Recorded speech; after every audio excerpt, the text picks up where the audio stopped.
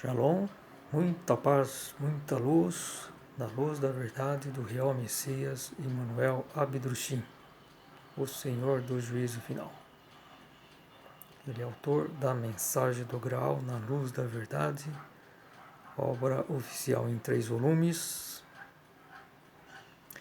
que é editado no português brasileiro pela Ordem do Graal na Terra, www.graal.org.br, e no português europeu pelo Movimento Internacional do Graal no Brasil, www.mensagemdograal.com.br. Messias Abdrushim, o real Messias Abdrushim, ele é o prometido Espírito da Verdade, prometido por Jesus Cristo. É o Consolador, é o Espírito da Verdade, né? E o Filho do Homem. Jesus Cristo se referia a ele como o Filho do Homem, a vinda do Filho do Homem. Essa é a grande revelação. Oremos, na luz da tua criação nos encontramos, cientes de ti, Criador do Universo, cientes sim, teu infinito poder, teu eterno amor, tua eterna sabedoria e tuas inexauríveis forças. Em adoração, elevamos para ti as mãos e a ti, Senhor, rogamos. Consente que a tua graça, tua imensa bondade se estendam sobre nós. Amém. Campinas, São Paulo, Brasil, 9 horas e 25 minutos. Hoje é quinta-feira, 16 de dezembro de 2021. 25 graus, tempo encoberto, sujeito a chuvas.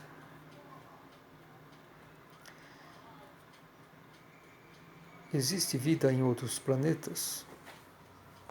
Hoje existe muita a tecnologia dos telescópios, enfim, desenvolvimentos já foi comprovado há uns 30 anos a existência de outros planetas que circundam suas estrelas, e isso é um fenômeno que ocorre certamente em todo o universo. Então pode dizer que é incontável o número de planetas que estejam com as mesmas condições que a Terra, né, para que haja vida, né? A vida tanto da flora como da fauna e como da espécie humana. Isso é uma questão de lógica, né? Enfim, já são milhares o número de exoplanetas confirmados em outras estrelas, geralmente próximas, relativamente próximas aqui da Terra, né? Aí, vamos dizer, até 1000 anos-luz, né? Mais ou menos por aí, né? Geralmente mais próximas, né? E com esses novos equipamentos, o novo telescópio espacial, James Webb, que está para ser lançado agora em dia 24 de dezembro, após a primeira data de lançamento, que foi prevista em 2007. Então, temos aí já passados 14 anos, né, de adiamentos, enfim, mas é preferível, né, adiar, enfim, para que esteja, que não haja, quer dizer, o menor risco possível, né, de insucesso. Então, é uma missão que custou bilhões, né, bilhões de dólares, todo esse projeto do maior telescópio espacial, né, que tem aí um diâmetro do seu espelho principal na casa aí dos 6 metros de diâmetro. e se acredita que ele poderá visualizar muitos exoplanetas e também até o início do universo, né? A idade do universo é calculada em 13,7 bilhões de anos-luz. Então se imagina que ele vai chegar nesses limites. E o que vai ser visto não se sabe. Mas a minha opinião é que vão se enxergar galáxias. Galáxias. E vai se descobrir que o universo é muito mais antigo. Muito mais antigo. E muito maior. Então tudo vai ter que ser revisado. A teoria do Big Bang, mas diversas coisas. E através da espiritualidade, né? Da mensagem do Graal, dos livros de Roseli von Sass, sabemos que existem 7 universos materiais, né? Os nomes são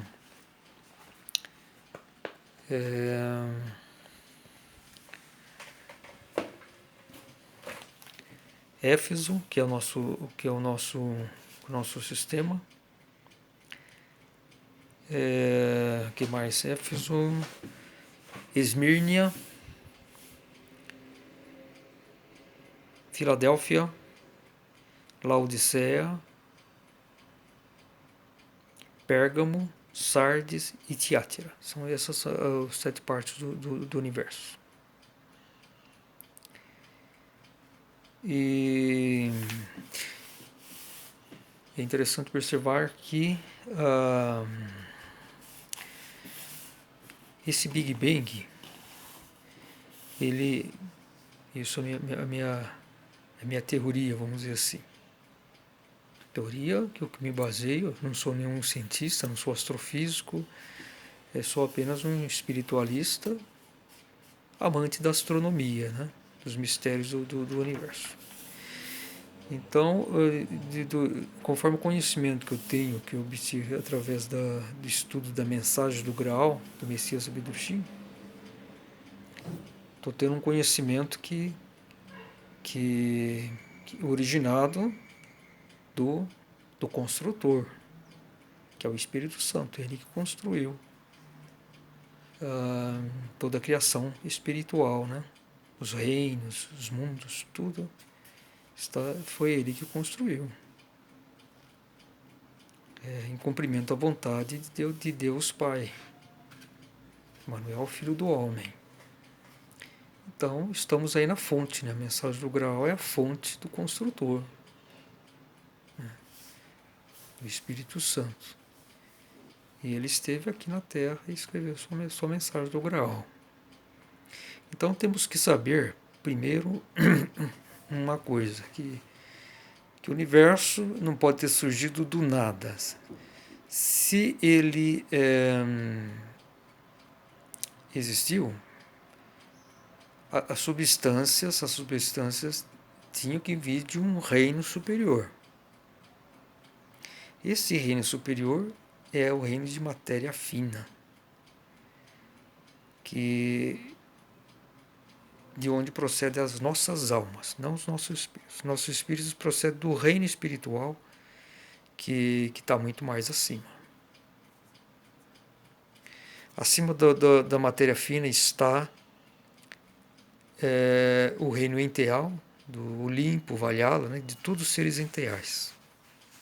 Os seres enteais, eles são os construtores dos reinos de matéria fina e de matéria grosseira. E acima do reino dos enteais está o reino espiritual, de onde nós, espíritos humanos, procedemos. E acima do reino espiritual está o reino espírito primordial, onde está o ápice da criação, onde reina Parzival, o Filho do Espírito Santo. É o Filho do Espírito Santo. Emmanuel, o Espírito Santo. É o Rei dos Reis, Parcival.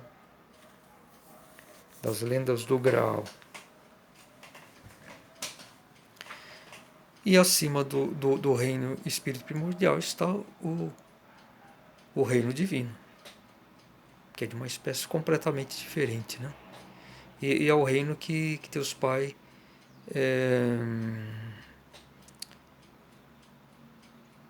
enviou, ou vamos dizer assim, destinou para Jesus Cristo.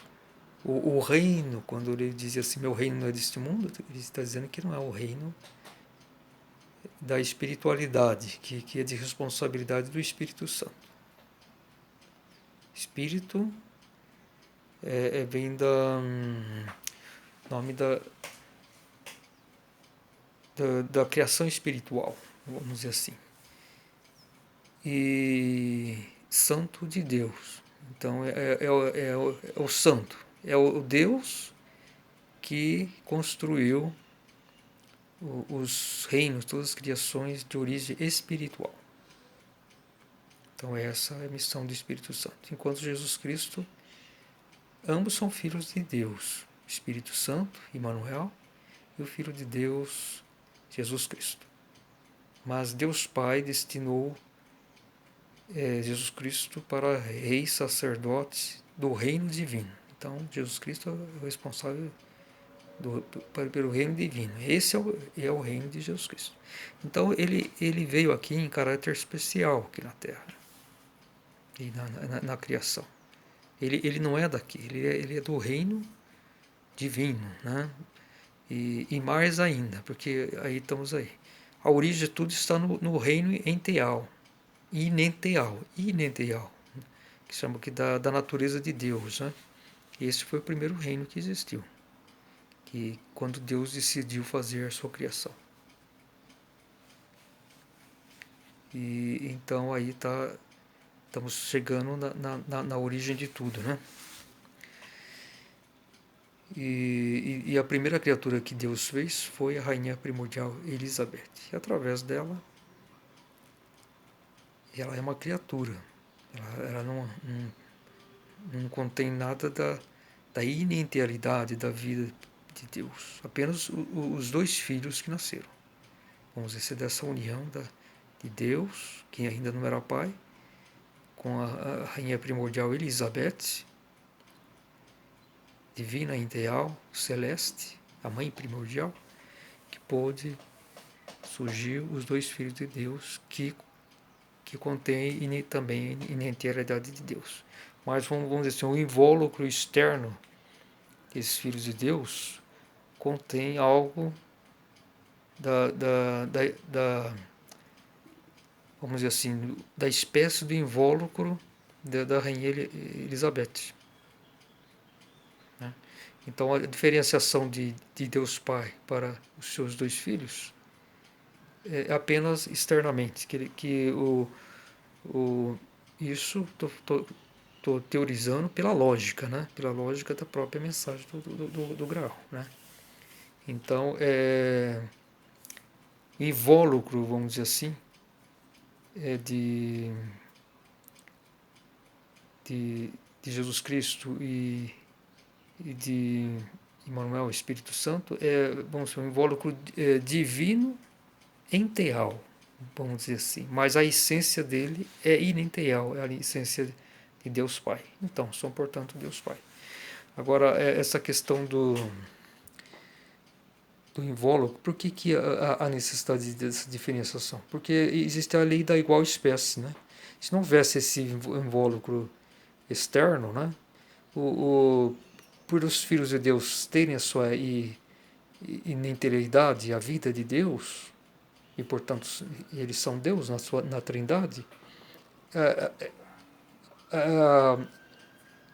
vamos supor, a vida do Pai, né, absorveria novamente essas duas, vamos supor, essas duas partes que se separaram dele, né, essa pequena parte da vida dele que se separou para que pudesse surgir Jesus Cristo, né, nascer Jesus Cristo e Emmanuel. Mas Então, essa é porque tudo tem lógica, né? O que Deus faz tem sabedoria e tem lógica. Não é uma coisa que ela pode ser compreendida, pode ser, mesmo que teoricamente, né? Mas dentro dessa lógica é possível fazer isso. Então, mas adquiriram a personalidade, né? Tem personalidade própria. E Deus prevalece o amor, porque Deus tem três qualidades intrínsecas da vida de Deus, que é a sua pureza, que é a sua justiça e que é o seu amor. Então, em Jesus Cristo predominou o amor, vamos dizer assim. Vamos imaginar que em Deus, 33 ele das suas qualidades, né, intrínsecas, 33% ele é pureza, 33% justiça e 33% amor. Então, é dividido em formas iguais, exatamente iguais. Agora, em Jesus, essa essência que Deus doou, quer dizer, transmitiu, é, prevaleceu o amor. Então, vamos colocar em percentual só para tentar ficar mais assim, compreensível, né? Então, vamos supor que em Jesus predomina 50% do amor. E prevalece no seu ser, né? E 25% pureza, 25% justiça. Então, em Jesus sempre vai predominar o amor. Enquanto que em Manuel, ao contrário. E Manuel vai predominar a justiça. A justiça. Então, em Manuel, o Espírito Santo, vamos dizer, 50% do seu ser está ancorado à justiça, 25% a pureza e 25% amor. Então, em Emmanuel predomina a justiça e, por consequência, a vontade de Deus. E isso tem que ser, porque, vamos dizer assim, tudo sempre tem lógica, porque no reino espiritual tem que haver mais justiça, vamos dizer assim. Que os seres divinos, eles já são mais, pela espécie deles, eles agem espontaneamente, eles não precisam, vamos supor, de tanta, vamos dizer, leis, né? E mais severidade para, vamos supor, ordenar as coisas, porque a espécie espiritual não tem aquela mesma energia, aquela primordialidade, vamos dizer assim, que tem os reinos, os seres divinos. Isso está compreensível no sentido que o reino divino é dito a esfera divina da incandescência branca, que as energias, os polos positivo e negativo estão em permanente incandescência, vamos dizer, em fusão. Então, e cada ser contém as duas espécies juntas, vamos dizer assim, em fusão, porque eles são muito mais fortes. Então, enquanto que na criatura espiritual, né, dos seres espirituais, essas dois polos se separam. Então aí tem o positivo é a masculinidade e o negativo a feminilidade, são os dois polos. E enquanto que os seres divinos eles estão juntos, mas não significa que não existe gênero lá. O gênero sempre existiu, o masculino e o feminino. Isso é sempre os dois, não existe um meio termo, né? Um híbrido, enfim, uma mistura entre os dois, isso não existe. Só aqui na matéria grosseira é uma confusão, mas isso é devido à má sintonização humana que saiu dentro da direção da vontade de Deus, né? Da sintonia, né? Não devido ao cultivo do raciocínio. Porque o raciocínio é um instrumento morto. Ele serve apenas para o espírito poder atuar aqui mais incisivamente aqui na matéria, em termos de construções, todas essas coisas. E desde que Lúcifer ativou com a sua missão, o raciocínio para que nós ficássemos mais ligados à matéria nas encarnações, mas sem mas esse mais ligado na matéria teria que ser um equilíbrio entre o espírito e a vida material. Então isso não ocorreu. Nós acabamos caindo nas tentações. Primeiro a mulher, devido à vaidade. Sem essa ajuda da mulher, Lúcifer não iria conseguir implantar suas tentações. Agora, Lúcifer foi enviado aqui na Terra não é para fazer essas tentações. Ele foi escolhido porque ele irradiava no amor de Deus, vamos dizer assim, as irradiações de Deus, ele concentrava principalmente a irradiação do amor. Ele era um arcanjo que fazia isso. Então, quando ele saiu, ele não tinha livre-arbítrio. Os arcanjos, poderosos arcanjos, que eles estão no ápice, vamos dizer assim, do reino divino, né? Na maior proximidade de Deus. Mas eles não podem entrar no reino inerential, que é o reino, vamos dizer, particular de Deus. Como se, por exemplo, se o reino divino fosse um sol, o núcleo do sol, que é a vida propriamente, seria o reino particular de Deus.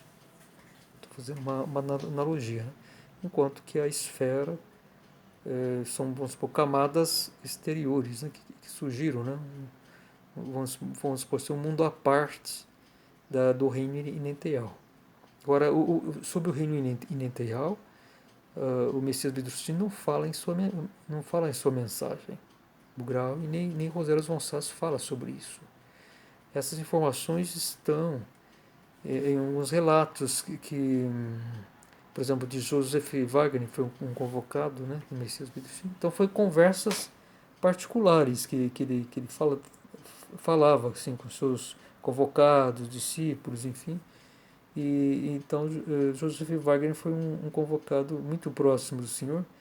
E o Senhor Messias Abidrushim falava para ele como que eram os planos superiores, falava do reino inerential de Deus, enfim.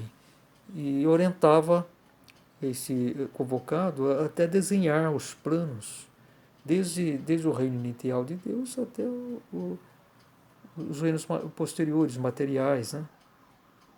Então, esses conhecimentos, o que Messias Abidrushim falava que Deus é inerential, não criado, é a única vida. Então, inerential é para diferenciar do enteal, que enteal significa ente, que é uma criatura, né? Os seres divinos também são enteais, que são criaturas. A própria Rainha Elizabeth também é uma criatura, mas ela foi a primeira criatura, então ela é a mais forte de todas, né? E tão forte que ela, mesmo do lado de Deus, na presença de Deus, ela imediata de Deus, ela mantém seu livre-arbítrio, mas ela sempre se submete à sua vontade. Enquanto, por exemplo, os animais sapientes, né, que guardam o trono de Deus, que seria em escala assim de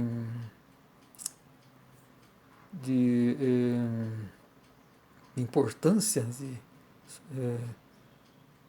não diria sublimidade, mas de força, de energia, estão os 4 animais sapientes, que são chamados também de serafins, né? Me parece que isso, que é a águia, o leão, o touro e o carneiro. E o carneiro é o único que tem semblante humano, né? Isso para que através dele que houvesse uma radiação assim especial para que pudesse surgir também ser edificado o reino espiritual, né? Então seria uma espécie de que o Espírito Santo, Emmanuel, quando ele foi construir o reino espiritual, enfim, ele precisava dessa colaboração, dessa energia, enfim, irradiada desse animal sapiente, carneiro. E ele se liga nas radiações com o reino espiritual, né? Isso está na mensagem do Grau no terceiro volume, né? Essas descrições dessas atuações, os plano e espírito primordiais, são 7 dissertações, 7 últimas dissertações do terceiro e último volume da mensagem do Grau.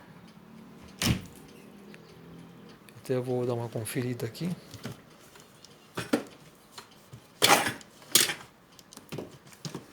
Para ver essas dissertações.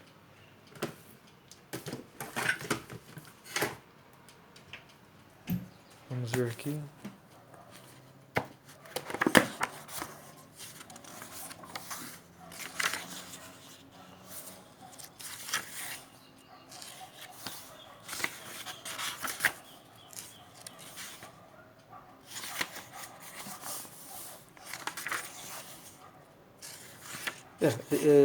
Então são 7 os planos espírito primordiais, né? São 7 últimas dissertações do volume 3. Agora, a última dissertação é o epílogo, como receber a mensagem. Então, concluindo o terceiro volume, vem essa epílogo, como receber a mensagem.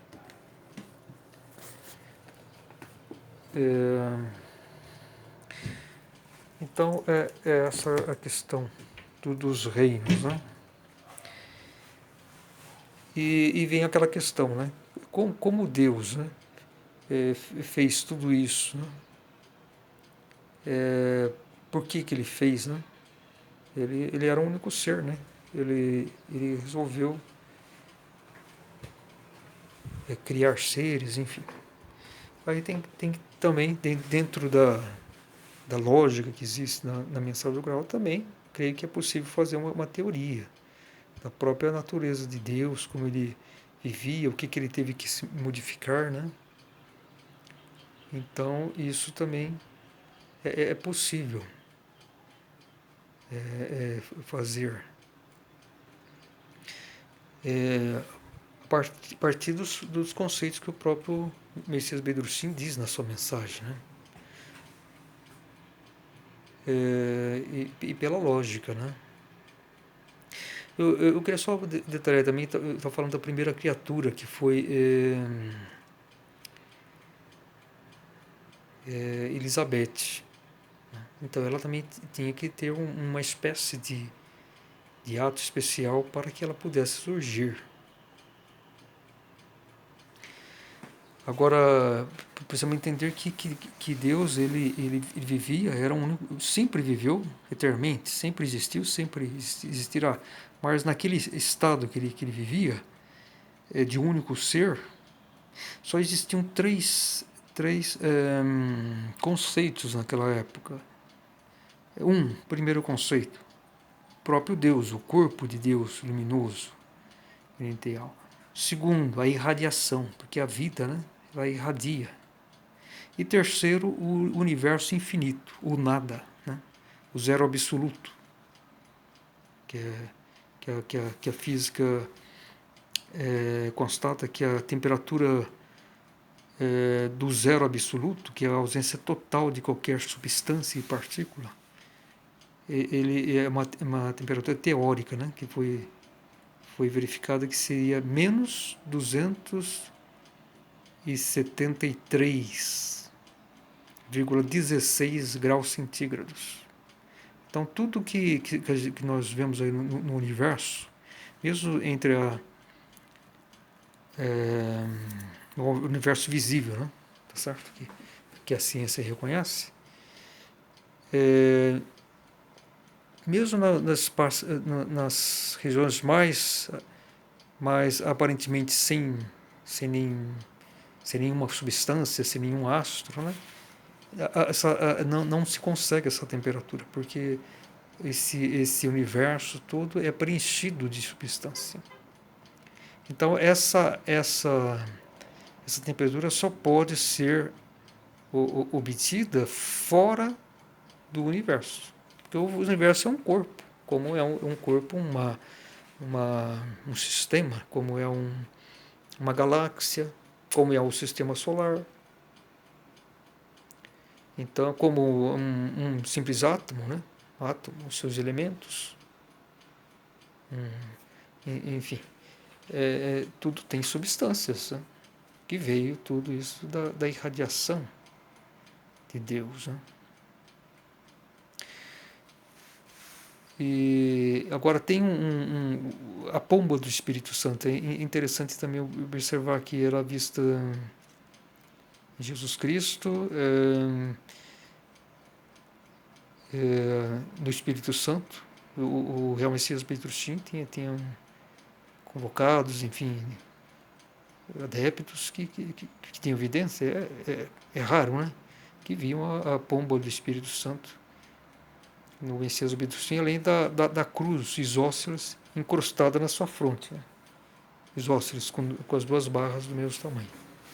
Então esses são os dois altos sinais, né, que as trevas não conseguem simular, né, e nem se aproximar, né. Agora um outro detalhe também que Emmanuel Espírito Santo ele não vive na criação espiritual, né. Ele vive, vamos, no reino divino, na esfera divina, porque e vamos supor nas partes mais densas ou menos energéticas mais exteriores, vamos dizer assim, nos limites, né, da esfera divina, vamos dizer assim, para ficar mais próximo da. Por isso que está na Bíblia que diz que o Espírito Santo, enfim, pairava sobre as águas, né? Ele não estava dentro. Essa água é um simbolismo da criação, da substância da criação espiritual, de tudo que existe fora do reino divino. E agora é a questão da pomba sagrada, né, que se fala. Então a pomba sagrada ela não está, vamos dizer, no corpo de Deus, ele está fora. Ele paira sobre a cabeça de Deus Pai e de seus filhos. Porque o que existe em Deus Pai também existe em seus filhos. Então é isso, as reflexões. Vou continuar no próximo vídeo fazendo essas reflexões. Muita paz, muita luz, Shalom.